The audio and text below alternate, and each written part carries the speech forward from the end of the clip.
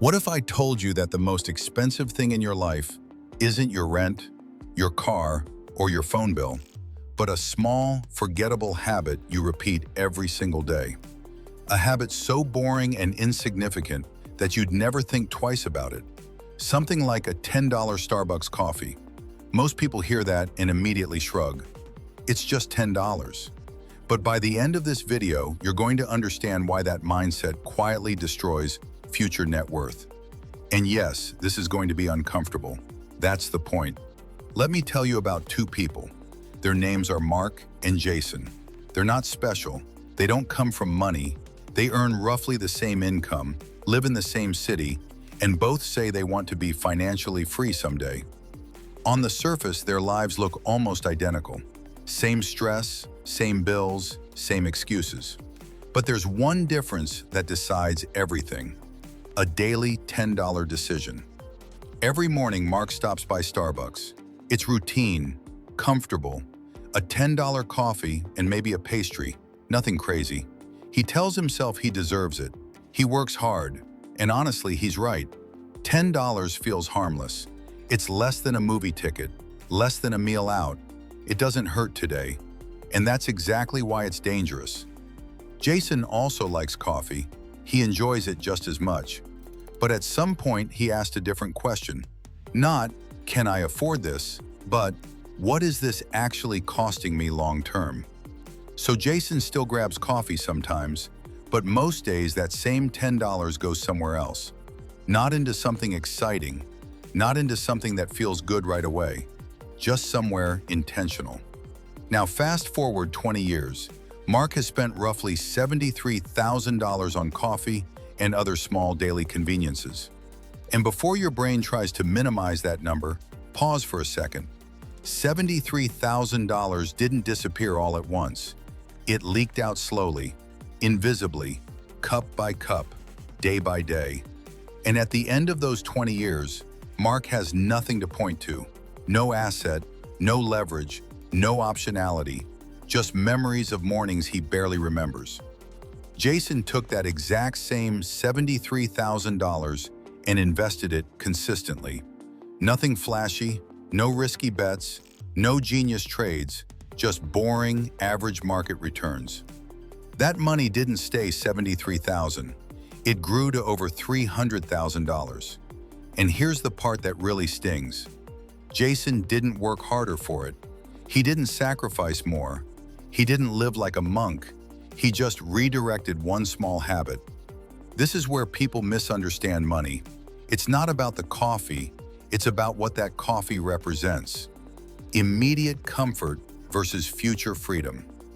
Mark is still trading time for money, still stressed about bills, still one unexpected expense away from panic. Jason has breathing room, options, the ability to say no. That's what money is actually for. Now let's talk about why most people never get there. People think wealth is built through big moments, a big raise, a business breakthrough, a lucky break. But real wealth is built through small decisions repeated consistently for a long time. And the most dangerous part is that these decisions feel insignificant while they're happening. This is the compound effect. And this isn't motivational fluff. This is math mixed with behavior. When you invest money, you earn returns on your original investment, but then you earn returns on those returns. Over time, your money starts working harder than you do, but only if you give it something to work with. Let's make this visual, because this is where it usually clicks. $10 a day, one Starbucks coffee. $10 times 30 days is $300 a month. $300 times 12 months is $3,600 a year. Do that for 20 years and you've contributed $73,000. Now here's where most people stop thinking. They see $73,000 and say, that's not life-changing. That's because they're ignoring time. At an average annual return of 7%, that $73,000 compounds into over $300,000. Stretch the timeline longer and it becomes much more. That's not optimism, that's math. Now here's the brutal part. If you don't invest that $10, the math still works. just against you. Inflation quietly eats your purchasing power. Lifestyle creep keeps raising your baseline, and time passes whether you participate or not. Most people understand this intellectually. They've heard it before, but they don't act. Why? Because $10 feels too small to deserve discipline. That's the trap. The size of the decision hides the size of the consequence. And here's another mistake people make. They save instead of invest. They leave money sitting in checking accounts earning basically nothing while inflation slowly drains it. Saving protects you from emergencies. Investing builds your future. You need both, but only one actually creates wealth. So here's what you do. Not next year, not when you feel ready, today.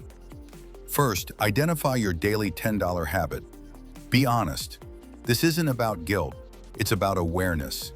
Is it Starbucks, food delivery, convenience purchases, subscriptions you forgot about? You already know what it is. You just don't like thinking about it. Second, automate the alternative.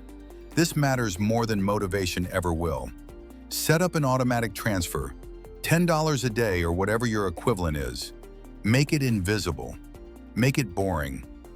Automation removes emotion from the equation. Third, invest it. Not someday, not after researching for 6 months. Put it into something proven. Low-cost index funds, broad market exposure, long-term growth. You are not trying to be clever. You are trying to be consistent. And here's the part people hate hearing. The reason most people don't do this isn't lack of knowledge. It's ego. $10 doesn't feel important enough to respect. People would rather chase big wins than master small habits. That's why they stay stuck. Your future self is already watching this decision. They either live with the benefits of your consistency or the weight of your excuses. There is no neutral outcome. Time does not pause while you think about it. The compound effect doesn't care about your intentions. It only responds to action. So if this made you uncomfortable, good. That means it mattered. And if you're serious about leveling up your business and wealth game, hit subscribe for more. This is Money Tane. Stay disciplined, stay intentional, and I'll catch you in the next one.